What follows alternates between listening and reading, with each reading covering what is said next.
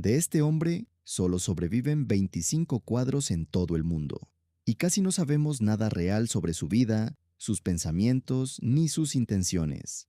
Y aún así, pintó una de las obras más analizadas, debatidas y fascinantes de toda la historia del arte.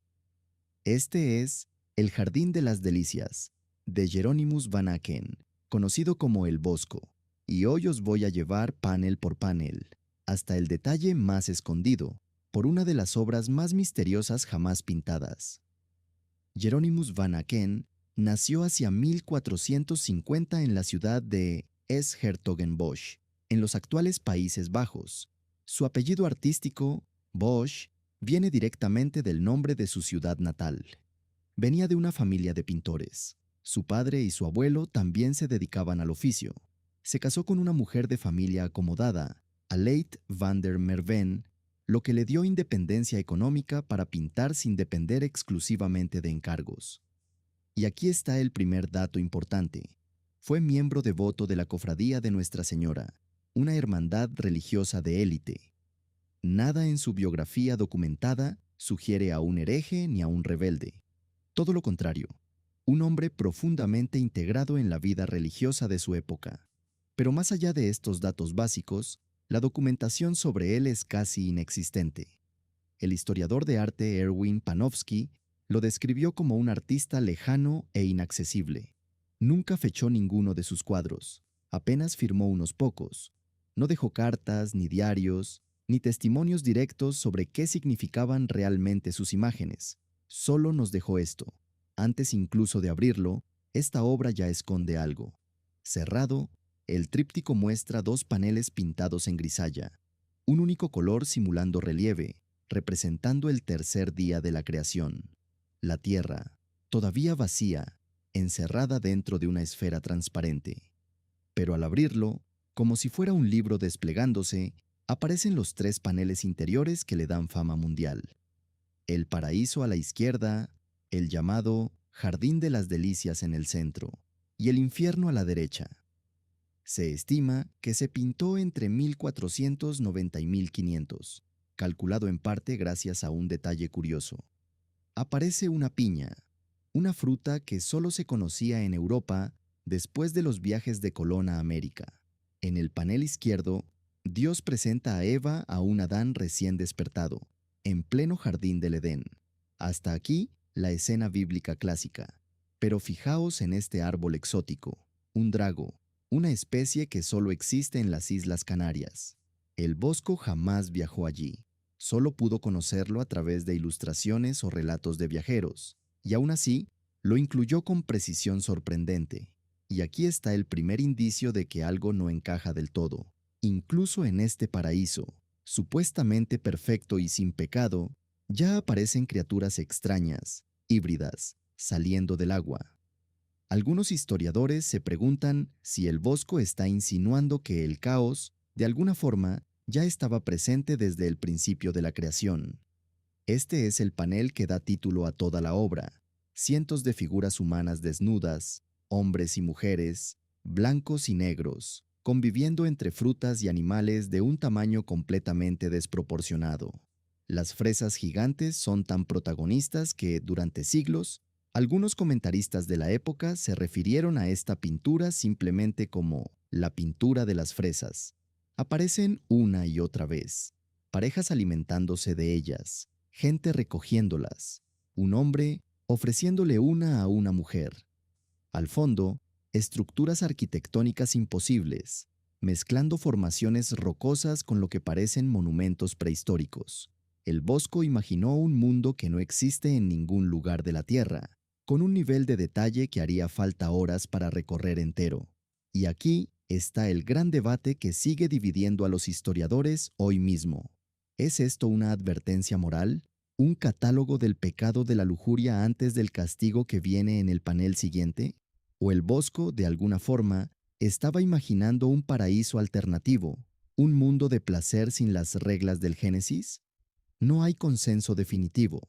La propia ambigüedad es, para muchos expertos, intencionada. Y llegamos al panel más oscuro de los tres. Aquí, el castigo. Fuego, arquitecturas derruidas, criaturas demoníacas torturando a los condenados. Fijaos en un detalle muy específico. Varios de los tormentos usan instrumentos musicales como herramientas de castigo. Un hombre está literalmente crucificado sobre un arpa gigante.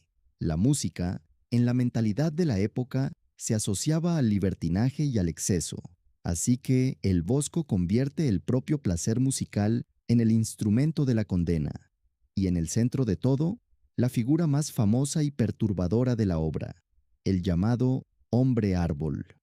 Tiene rostro humano, girado hacia el espectador, pero su torso es un cascarón hueco, dentro del cual hay una escena de taberna con gente sentada alrededor de una mesa.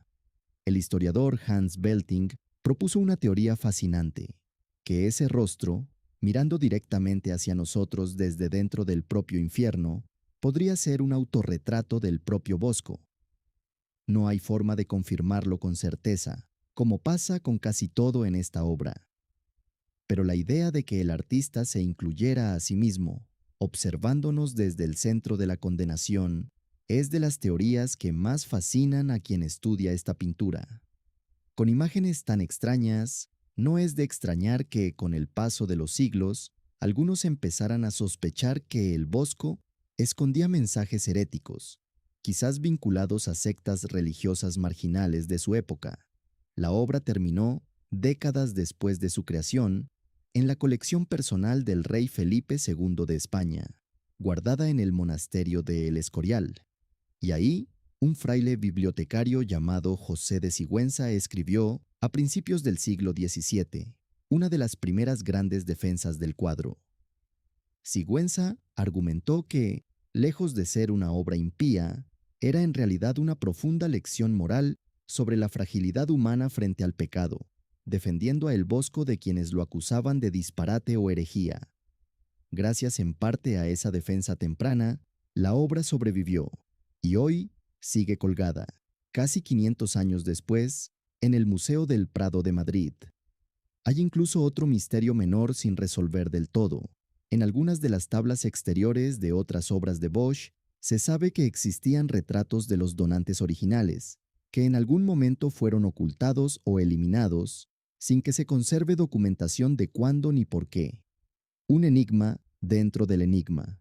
Y para cerrar, un dato que conecta a El Bosco directamente con el arte moderno.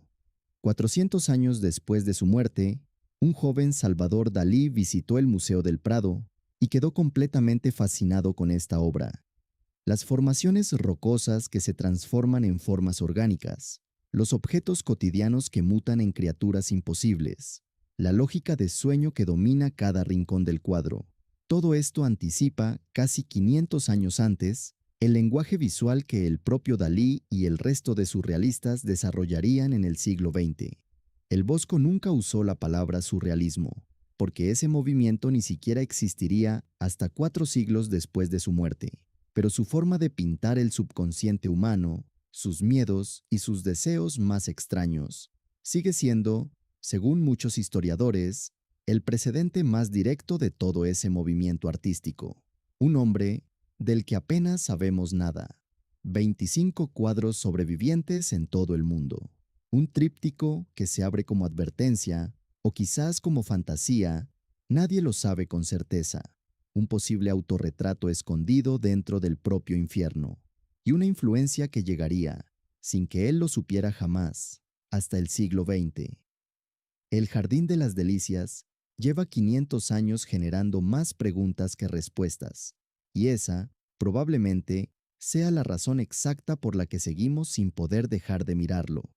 Si os ha gustado este análisis, contádmelo en los comentarios y decidme qué obra queréis que investigue así de a fondo la próxima vez. Todas las semanas subo también vídeos cortos con historias como esta. Nos vemos en el próximo. Gracias por quedaros hasta el final.